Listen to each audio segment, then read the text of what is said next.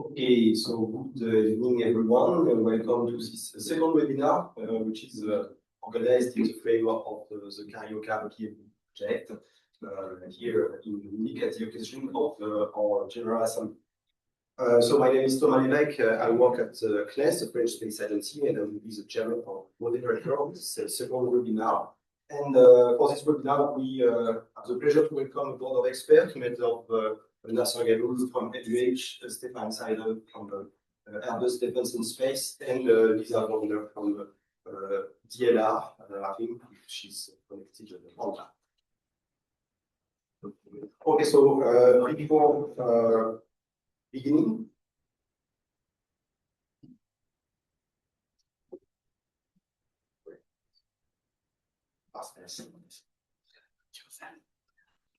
okay. I just remind you that the CARIOQA-PMP project is funded by the European Commission in the framework of the Horizon Europe program, and you can find insight on our project on our website, where you can also find other contents related to the project.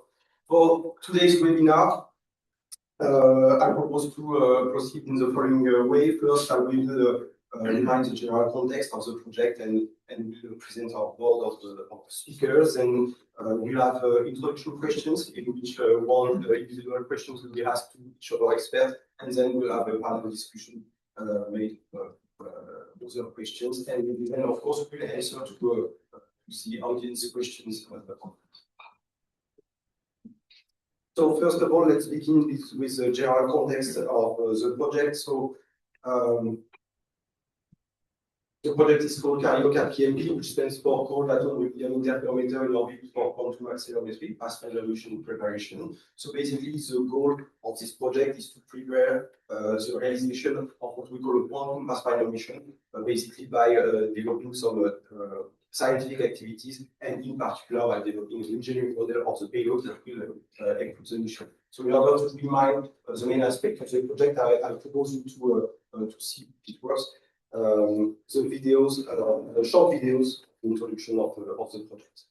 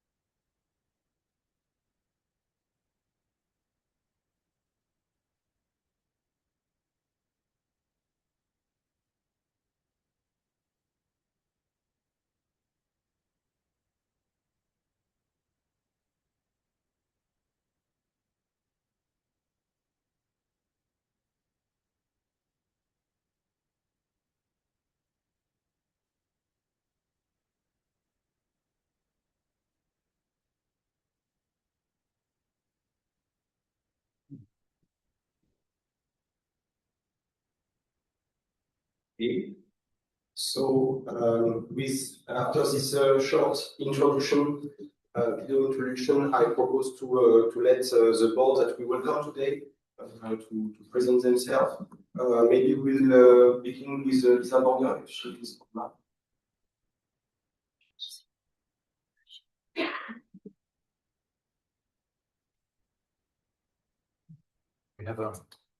We have a possible sound problem with people online. No, it's just the video. Oh.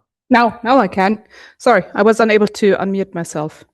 Hi, thank you for this opportunity.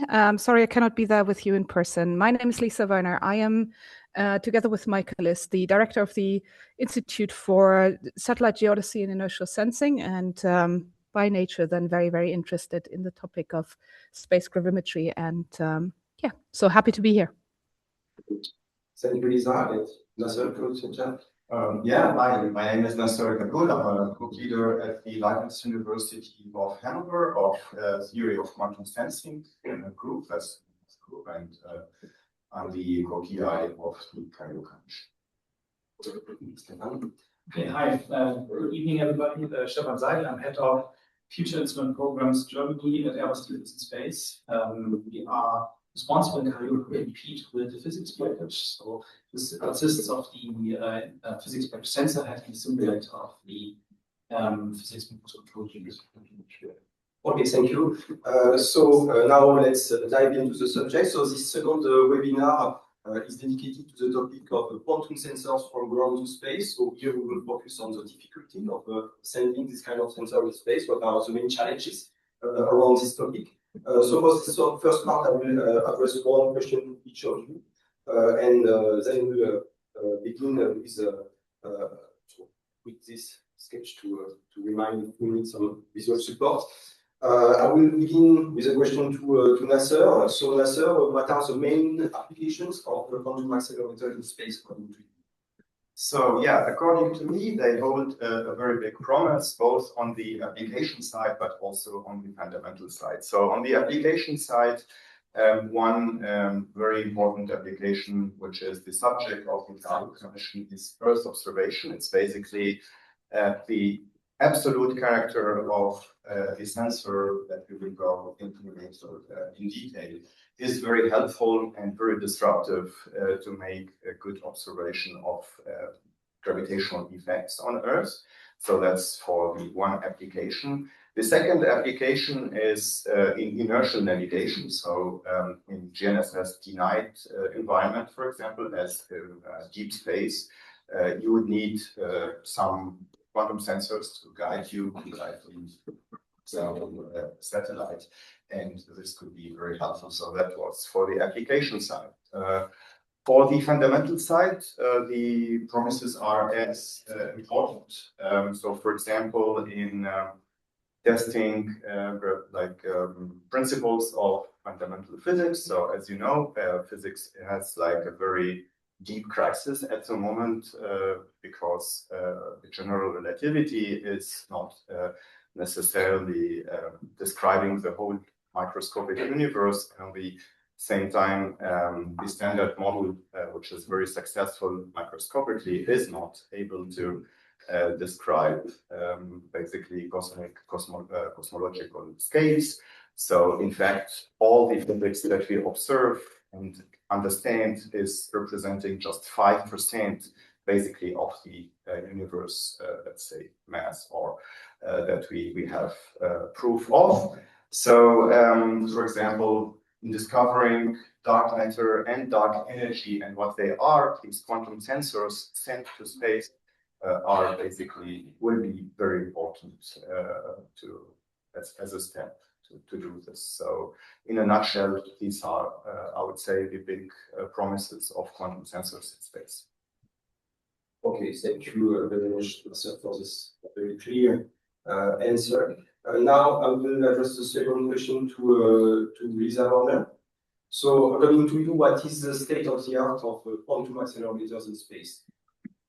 So as Naceur has outlined, there's quite a good reason as to why we would want to put quantum accelerators in space, and there is even a bigger reason as to why we want to have them back on ground. And this is why we see a huge variety of different accelerometers in space. I think the biggest one, which is a fundamental science experiment, is CAL. So that's the one that was in orbit for quite a while. It is not necessarily itself a quantum accelerometer, but it has capabilities of doing so. There are some development by the Chinese, and I think, if I remember correctly, there was something that they launched aboard a SpaceX rocket a couple of months ago. So there's quite a push to go forwards, and a lot of ideas of going there. We are still in the beginning. We still see the beginning of quantum accelerometers being actually deployed in space. We see a lot of ideas and activities to put prototypes there.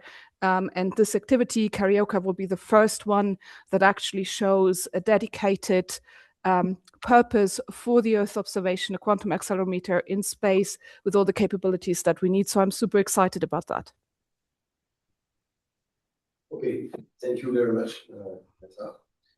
And so now I have a question for our expert, Stephan Seidel. So according to you, can you give an overview of the components, critical components of subsystem that are needed for a quantum accelerometer instrument? Sure. So first of all, I mean, it depends a bit, and as Naceur has pointed out, there are several different applications for quantum sensors, in this case, atom deformity-based quantum sensors in space. And if we look more at the accelerometer, so we're looking at high precision measurement in contrast to measurements like for drag control or something like this.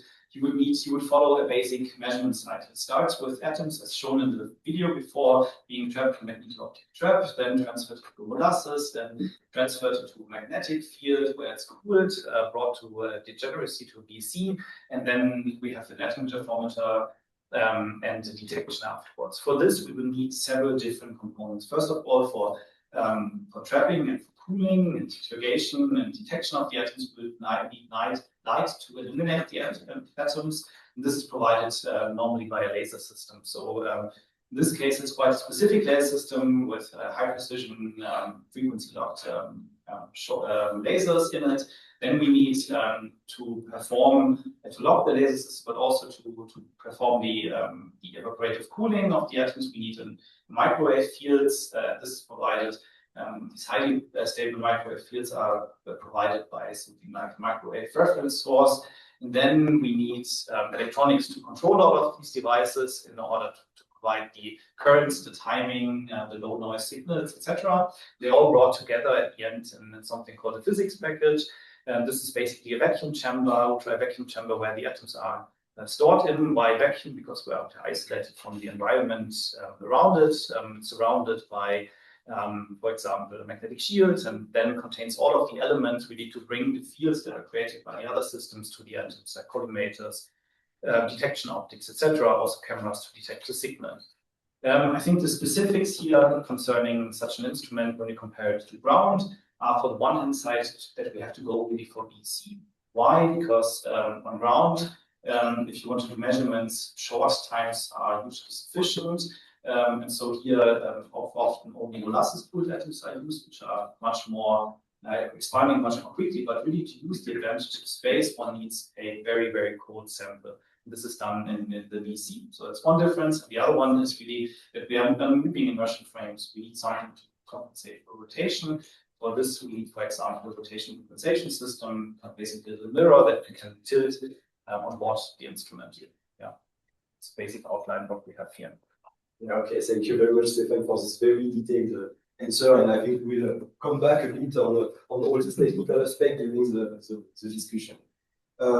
So now I propose to move forward with the discussion with all of you. So the principle of this part will be that we ask one question and each of you answer. And for the first part of this part, we'll more have a discussion about what your role, your personal role in this scientific field in particular. So the question is for each of you how your research contribute to the field of the quantum sensors for space plans.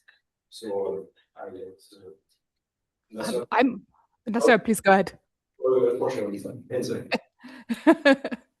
So at the Institute for Satellite Geodesy and Inertial Sensing, it is really our big aim to go ahead and bring things into space, and especially cold atom ensembles.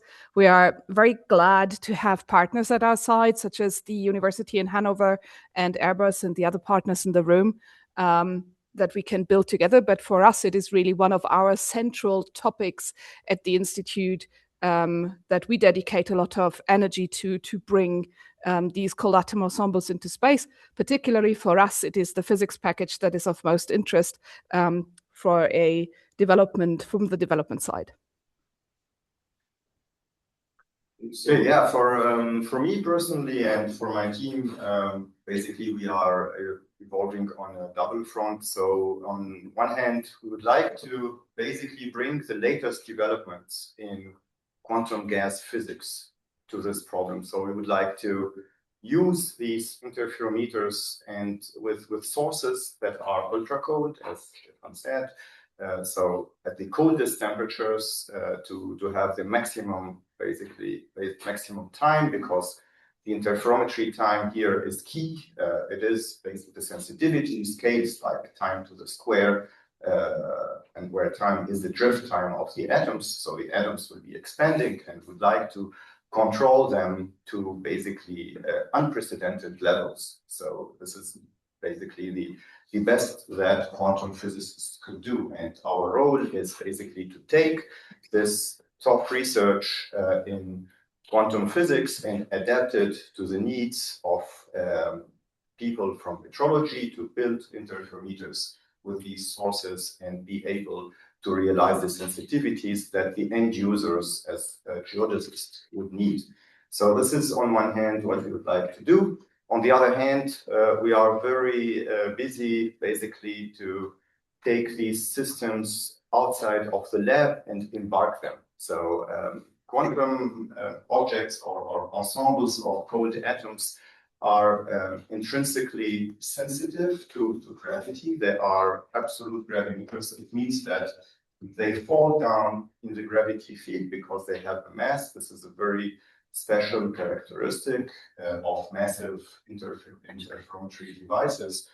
And this makes them, on one hand, very sensitive for the purpose we want to use them for, but it makes them also very sensitive to their environment. For example, to noise, to the noise in the satellite control. And we would like to make sure that we could be able to measure with them without having this measurement polluted by basically operational noise of the platforms. And this is a very big endeavor that is not solved yet, that we would like to show in CARIOQA for the first time in space, that we could basically take a quantum sensor outside of the lab and not only take it, but push it to the best sensitivities ever observed for this purpose.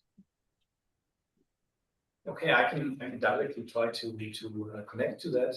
So basically, what Naceur has just stated is really this paradigm shift, and we have to go from the experiments to the field. And for me, this is really where it's interesting right now. We're going from something that has been shown as a very successful experiments for ages, over years in the scientific domain, now to building instruments to make it useful for the end user.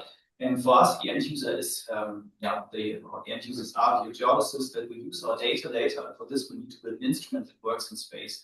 It works reliably. It works without human intervention. So I think this is going to be for us really is going to be the interesting part here, the challenge that we want to address in the frame of CARIOQA.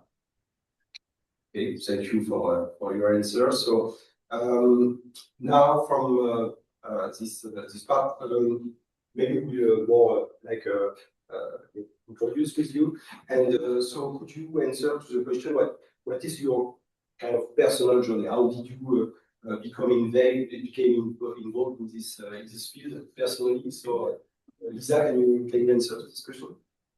Sure. I think my road is a rather twisty one on that. I started out in high energy physics and then went into plasma physics and never really found what I was really engaged by, or what I would be fascinated by, until I heard an audio version of Mr. Hawkins' book, The Universe in a Nutshell, where he talked about doing double slit experiments with fullerenes. And this is where I listened to, and I said to myself, well, prove it to me, and I still won't believe it. And then somehow I met Marcus Arndt and was lucky enough to spend some time with him. And for those of you who don't know, he's the one who performed that very experiment. And I still don't really believe it. Quantum mechanics for me is still something that boggles me every day, that I can't wrap my head around. And it fascinates me to this day. And to see how these phenomena that are not magic, that we can explain, that we can understand, to see how these very, very intricate, complicated phenomena are now turned into something that will be the next big step for our civilization, for, in this case, Earth observation, for improved navigation, for improved timing, is so exciting. It's such an exciting time. And so I'm here. I'm super excited, and so glad that I got to see some different areas of science and areas of technology before now venturing out into quantum engineering, or the field of engineering the future of quantum technologies for Europe, for the world. Thank you. Okay, I can go on. So my journey started as a theoretical physicist of quantum gases when Ernst Hazel actually suggested a postdoc opportunity for me to support the first microgravity experiment with quantum gases in the Bremen drop tower. So this was a DLR project at that time. So I started there, interpreting basically the results of this pioneering experiment, and then this field kind of boomed, in the proportions of quantum physics in the world, yeah. So we went on from drop tower to catapult to sounding rocket to then in collaboration with NASA colleagues to the ISS experiments, and then we started basically dreaming about dedicated satellites to put these sensors and then create the next disruption in fundamental physics, or then came the opportunity with Earth observation. Here we are, so I'd like to see it happen first. Okay, thank you.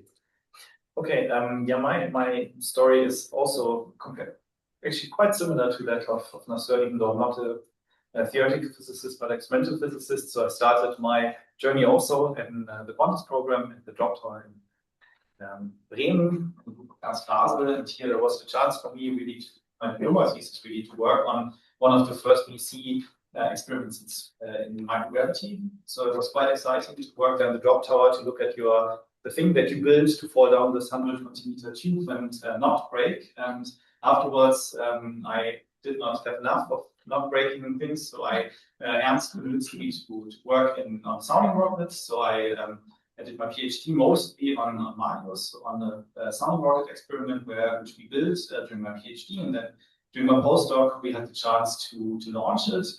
It's quite exciting to really demonstrate the first VC in space, human-made VC in space, and then afterwards I had the hard decision to take what to do, and I decided to go to industry. But to be honest, this whole point of quantum physics and fascination with atom technology never left me. So when the chance came up to work on GRACE, which I did for a while, it was already exciting.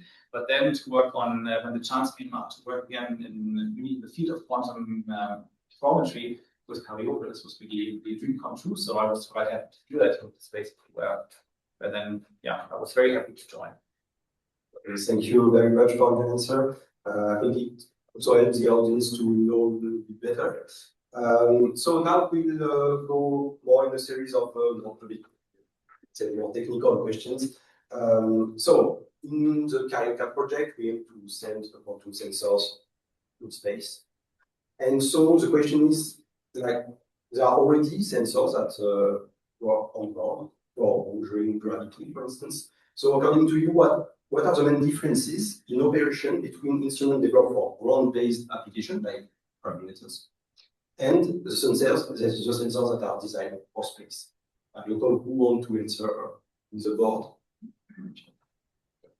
Okay, I can start maybe.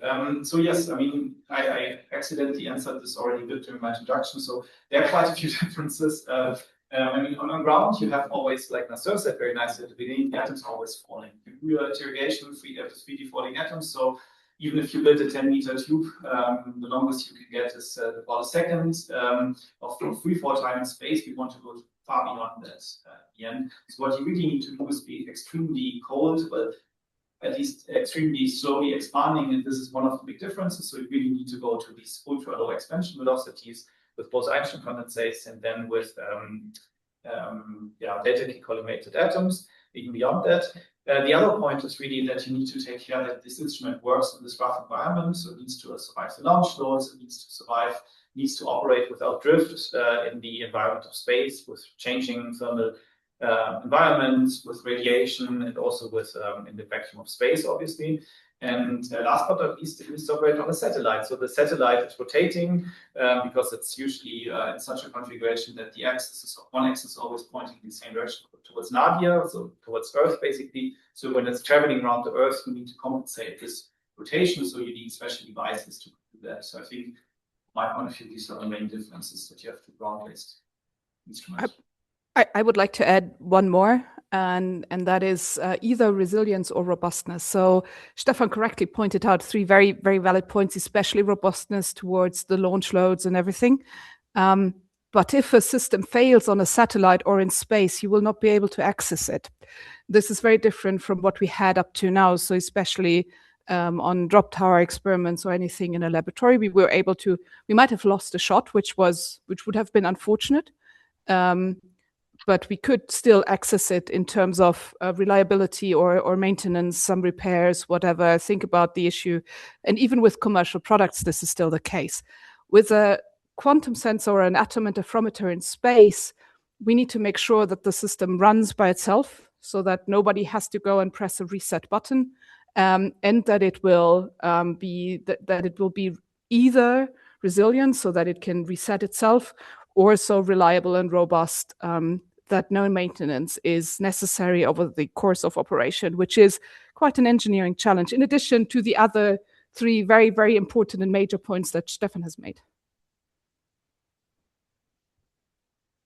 Maybe just to complement on this, of course, yes, space will be more challenging in terms of autonomy and in terms of robustness and so on. But in terms of the chance it offers to basically extend the capability of the sensor, this is almost infinite. So if you resolve these problems, you do not have a fundamental limit to the sensitivity of the sensor, and this is something that we need to grasp. So the sensitivity of an atom interferometer, as I said, is scaling like t² in the most common configurations, such that the one of CARIOQA here. So by observing them for longer, if you push this from milliseconds on Earth to seconds in space, and then to tens or hundreds of seconds, you are basically gaining quadratically in the sensitivity. And this means this is a very, very big promise. So if we solve these technical challenges to operate in space, we will be able to, in principle, unlock an amazing potential for making this, for scaling up this sensitivity in the future. That is what is very exciting. May I add to that? So you're absolutely right. And I keep forgetting that I did some calculations as to how big a drop tower needs to be in order to gain this or that capability. And you always forget that the time scales quadratically. And this, even if you have like 100 meters more or something like that, doesn't give you that much more time, as opposed to going into a microgravity environment where you can prolong the times. Basically, as you said, indefinitely, and thereby gaining so much more knowledge about it. So that this is a big thing. Okay, thank you. So I think, like, what I understand from this discussion is that, of course, you answer what are main difference between operating a sensor on ground and in space, but also what are the main challenges for that. Of course, as you mentioned, Naceur, there is a possibility for increasing the performance in space, in particular to the microgravity is infinite, or even at least theoretically. So it means that you will have to make some kind of a trade-off or compromise by designing your instrument for space. According to you, what are the main trade-offs that have to be addressed for designing an instrument for a space mission like CARIOQA? So, as I said in the beginning, the main problem that we have is to accommodate the sensor on a satellite platform and being able to limit the noise of this platform for the measurement. So this is basically in the systematic effect, on the systematic effect side, or on the noise effect side, and this is quite a big problem. So this is a big trade-off. So you can say, so the reason why, for example, in CARIOQA we limit the interferometry time to few seconds is to be able to avoid this noise, because if you prolong this time, you sample more noise and you have to take care about it. It's not impossible. And we do have right now a very amazing heritage from Earth observation missions. So the latest one is the GRACE family, basically. So we are planning on actually exploiting this heritage, or from fundamental physics missions such as Lisa Pathfinder, where drag-free was basically possible to the 10 to the minus 18 level. So those results give us a very good hope that we could push the trade-off in the future. But it's almost like a financial question. So how much money do you have? How much drag-free could you buy for yourself? And then you could push the interferometer time. So that's our state. So do someone else in the world wants to address this question? The question was, what are the main trade-offs for when you're designing an instrument for CARIOQA? Yeah, sure. So another trade. So I guess Naceur has nicely summarized the biggest trade. It's cost versus sensitivity, or weight versus sensitivity. And I guess another one that I would like to point out is that in Earth observation, or in gravity field observation, one could also consider moving away from Earth, and thereby having the trade of using the drift-free sensor could be an actual cost benefit in this case, because then you could improve the data, or have the best data obtainable by what we understand right now with a two-pair satellite, as opposed to having with one pair, as opposed to having several pairs to improve on the data quality.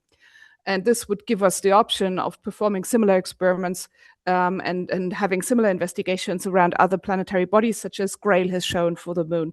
But please, Stephan, go ahead. Yeah, I think it's quite a good point that you raised there. It's also this idea of combining how you want to set up the mission overall. So how do you want to combine your atom interferometer, which configuration you want to do it. And for example, you can do it here in CARIOQA, you can do it as an accelerometer. You could also think about different configurations, very like gravity gradiometer. You could combine it with different instruments like a laser interferometer, like it's done in GRACE or in NGGM. So this could be quite interesting to. I think this is one of the main trades that we'll have to do in the future. Here for this, really, CARIOQA will form the basis to really bring us this understanding that we need in order to do such a trade with necessary knowledge of this thing.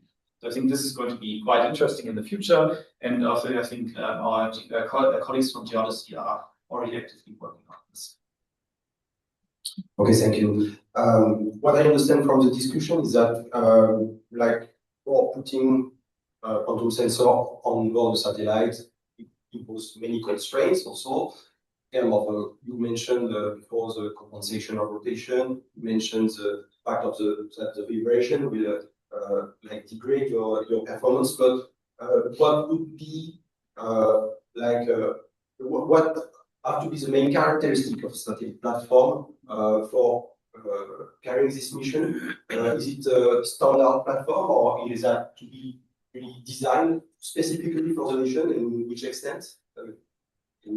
Should I? Yeah, okay. I think, Go ahead, Stephan. okay, sorry. I think Naceur mentioned this already quite nicely when you talked about Grace platforms and also Lisa Pathfinder. So basically, these systems are specifically made. There's a family developed of satellites developed specifically for observations of gravity, and the requirements are similar. Let's say at least for these kind of laser interferometer missions and net interferometer mission, you need something quite stable. You need something that has also is stable in the sense of center of gravity, for example. And also you need to take really care that you have a very low noise environment in terms of microvibrations, so gravitational microvibrations in the sense, or microaccelerations happening due to the spacecraft. This means, for example, you need to choose your thrusters quite precisely. You cannot just use any kind of cold gas attitude control system. You need to choose the configuration of the tanks very, very carefully. But it also goes beyond that. You might even need to choose the way your thermal isolation is stored on your panels in such a way that the radiations of the sun and the heating of this will not move the center of gravity of your satellite. So it's quite, these satellites are quite special. It's quite interesting to work on them. And yeah, I think again in the future for CARIOQA, we will try to implement such a system. Yeah, and to add to that, Stephan, you mentioned all of the important points here, and one is to reduce micro vibrations by having as low of a friction with the rest atmosphere as possible. And this is why this Grace family looks the way they do, so to take that into account.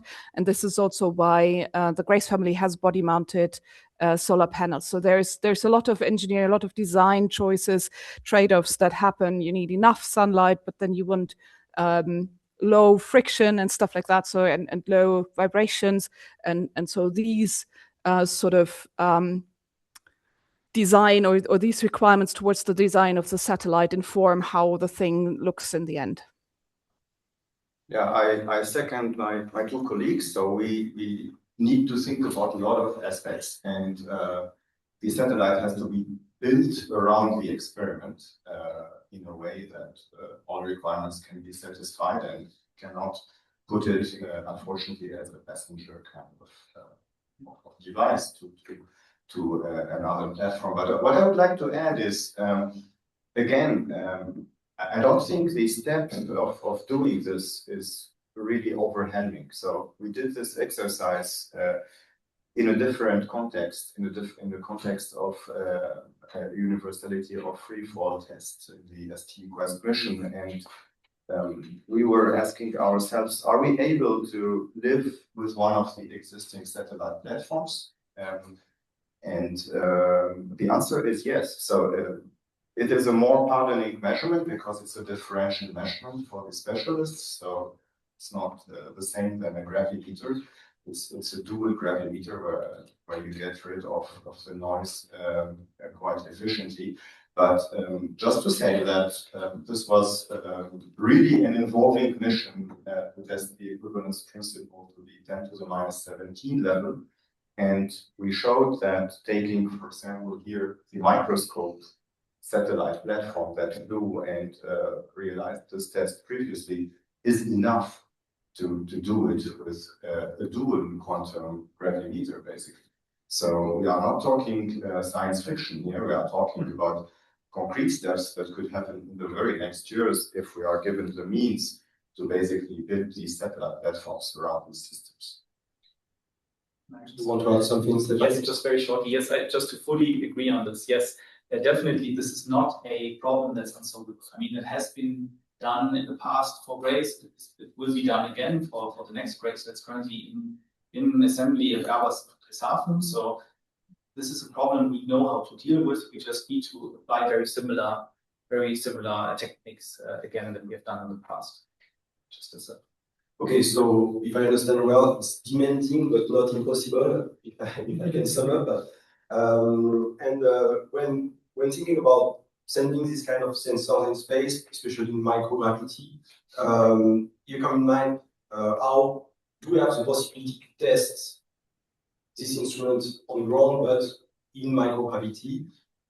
So we know that you already mentioned that some experiments are dedicated to that, to reproduce microgravity without going into the satellite. My question would be for the people that don't know this kind of experiments, what are the different means that are at your disposal for testing instruments in microgravity, but also what are their limits? Why you really need to go in space after for testing your instruments? Yes, so I can start here. So we still operate comparable instruments in the drop tower, for example, in Bremen. There is now a new generation, which is called the Gravity Tower. It's actively controlled the drop tower. In France, the colleagues of the ICE project are flying parabolic zero-G flights with similar instruments. And lately, we have now Einstein elevators that could simulate microgravity. This is very helpful. This is the only way that we have to push these quantum systems to free evolutions of several seconds. So this can sound trivial, but it is not. It's actually you are observing a quantum state and you are observing it floating freely, and you are actually creating a quantum superposition over centimeters, then over fractions of meters. And here comes the limit then of these platforms. So the biggest time we could have of microgravity at a microgravity level is something like a few seconds. So we are not able to push that to tens of seconds that would be available in space. The other limitation is it has different noise. Yeah, it has not the noise spectrum that you will have on satellites, and this is a clear limitation. So in principle, it is noisier in the micro-G simulators than it would be in space, but it can test the robustness and it can test at least the first seconds of operation of quantum sensor. And in addition, there is a major step that is performed with these microgravity platforms. So may that be the sounding rocket, the drop tower or drop tower equivalents, or the parabolic flights.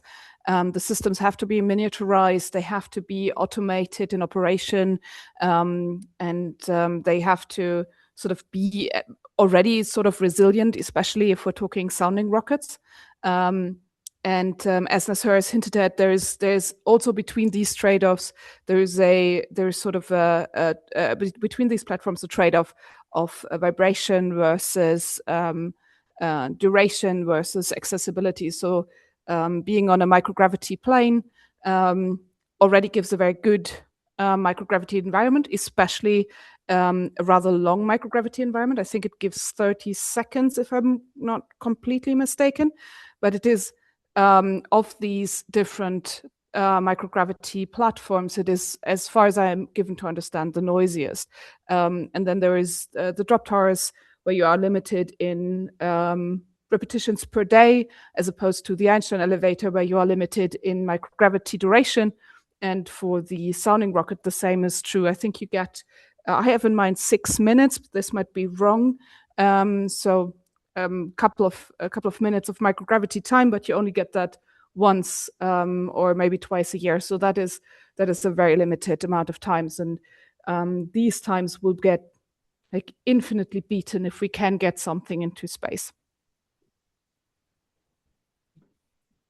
Yes, just very brief. I think one of the main differences this comes from what Lisa just says is that your ability to really do statistics on your data.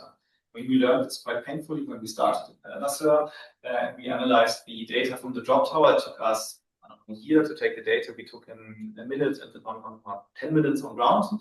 And really to find, and often in physics, you need to do statistics in order to get a good answer and to really understand whether your model is correct. And this is something we will do much better in space. We will have, to all of the time we will have in space, we will really be able for once to really analyze our systems to a really new extent by using good statistical methods. Maybe I can ask you a last question before we give the floor to our audience online. So there have already been some quantum experiments that have been sent in space. I have in mind the cold-atom laboratory from NASA, CAL, but also far with this project. So my question is, what can we learn from other quantum projects in space? Yeah, we learned a lot already. So I think we learned that we can basically operate these systems as on ground. So there's a very big similarity first. So it was not completely exotic. We could operate them. But we also learned that, for example, the ISS environment is very noisy, and therefore we could not push these experiments too far. So this is a very large limitation. We could demonstrate a lot of the techniques. So this is the ISS experiments are in a way the demonstrator. And what we learned is we needed dedicated satellites for the quiet environment that we would need for metrology. So, but we learned how to basically start these interferometers, how to prepare the quantum state, how to engineer sequences, how to operate in automated modes, completely, like write a sequence of your experiment, send it to a control center in a space center, and actually without seeing the result of it, planning then the next experiments. This is a very, very big paradigm shift to the way atomic or quantum physicists work in principle. So we learned all of that. It is a very good training for the future, I believe. So these experiments are key, but are unfortunately limited. And even though those are limited, I would like to add that we learned a lot about the involved engineering challenges. So about miniaturization, about interfaces, about limitations that space comes with in terms of power, in terms of heat rejection, in terms of coping with these kinds of limitation, in terms of bringing something to a rocket to space, what that process entails. This is a major milestone, as Naceur has said, for the experimental points. This is a major milestone also from the engineering side, which enables us to even discuss a quantum accelerometer as part of a Earth observation mission. I don't think that would be possible without ACES or without Cal.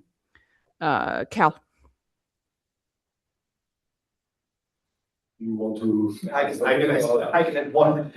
First of all, I think it's a very good summary. So first of all, to summarize, we learned how to do the experiments, and we learned how to, like, for example, I think delta collimation was only really invented due to the needs of microgravity or along drop towers. One fountain and instruments.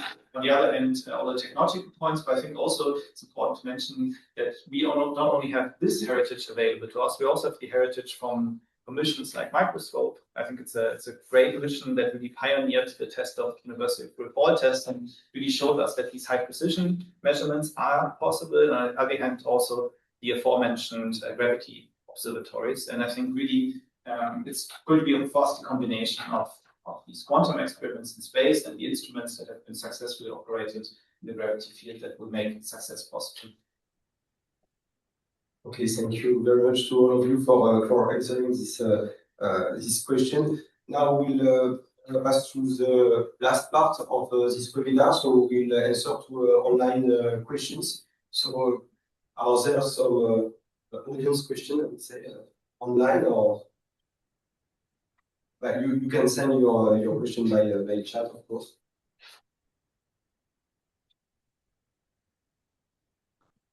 We can answer to the question of the audience here in Munich. So I give yes. Very interesting. I would like to ask you what your view on CNES, big science country working in space, are Chinese colleagues, because there are a lot of things coming up. And how do you see those status related to our activities or the activities in the US? So could you just somehow give your opinion about it?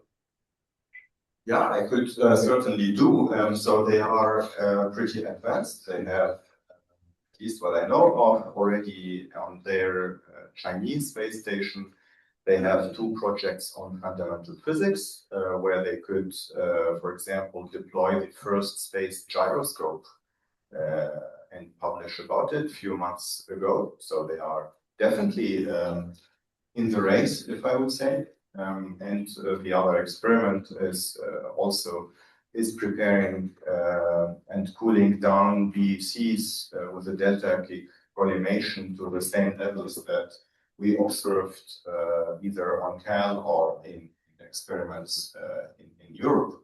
So they are on par. They are just really very well prepared for this. I'm not very aware of their Earth observation program, but I don't see, I mean, why they wouldn't be competitive there. So I think, yes, they are in the game. I very much agree with Naceur. They know what they are doing. They are very, very good.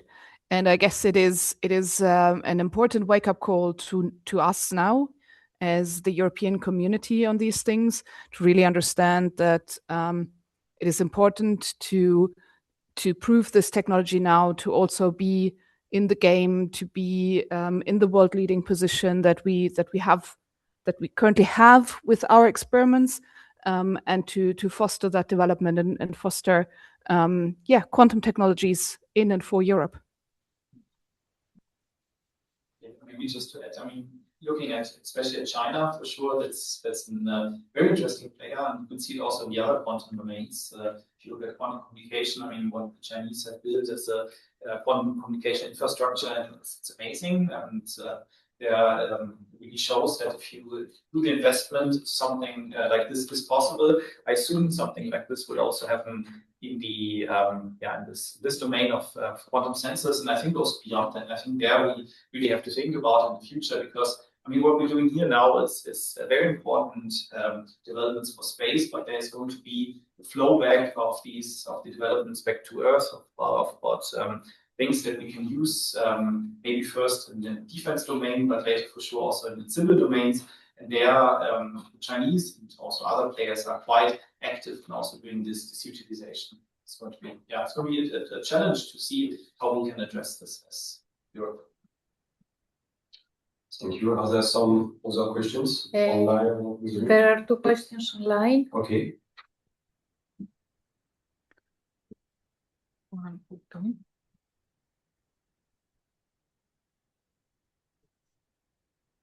So we have a first question, which is a kind of technical. Which type of thruster would be possible for use with the experiment platform?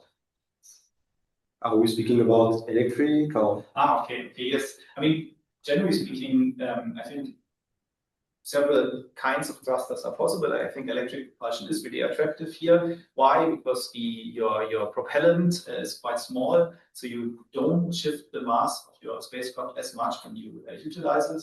And also, if you use electric propulsion to do orbit maintenance, that means you keep your system in the same height actively. You can go to a lower orbit at the beginning and maybe investigate the sensitivity of instruments. So this is for sure a possibility.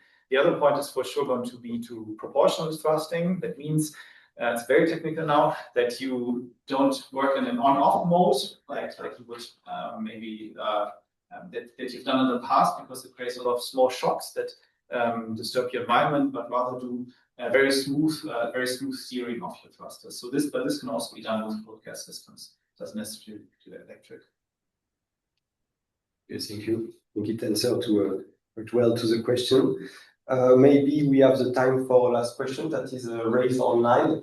So I read, if you increase the integration time, the satellite will have traveled a non-negligible distance during a single measurement.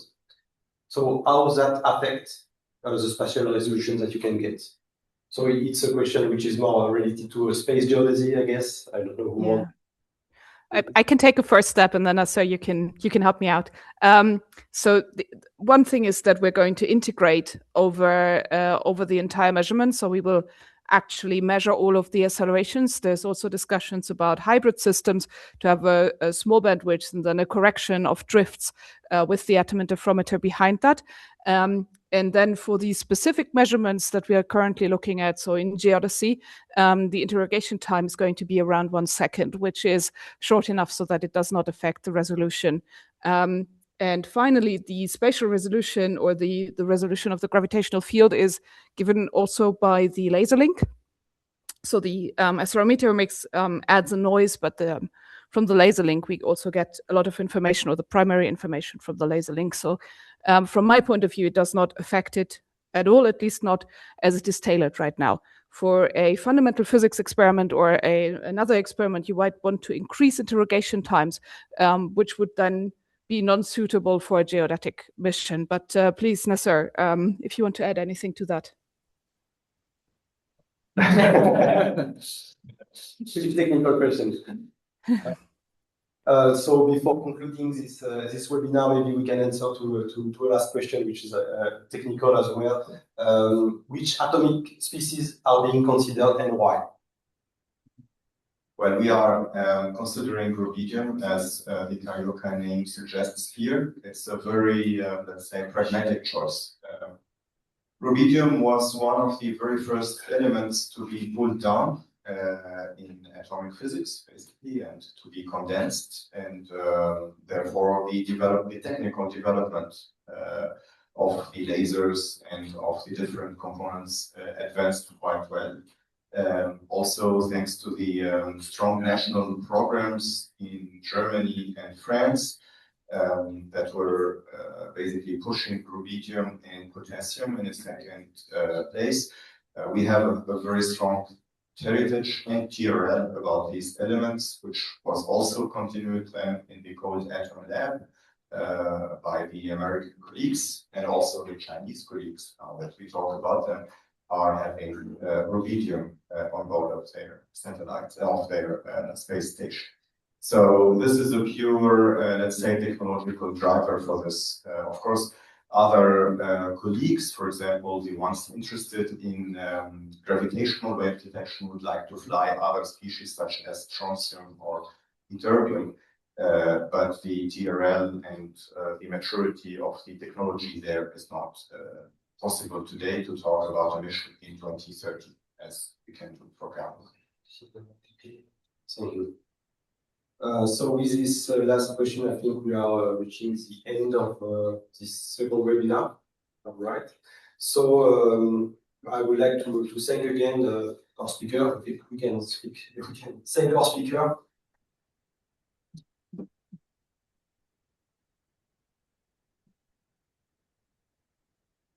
Also concerning the CARIOQA-PMP project, that you can find more information on our website. Do not hesitate to go and to see what are. Thank you very much. And so we close the session now. Thank you so much, guys. Have a good one. Bye-bye.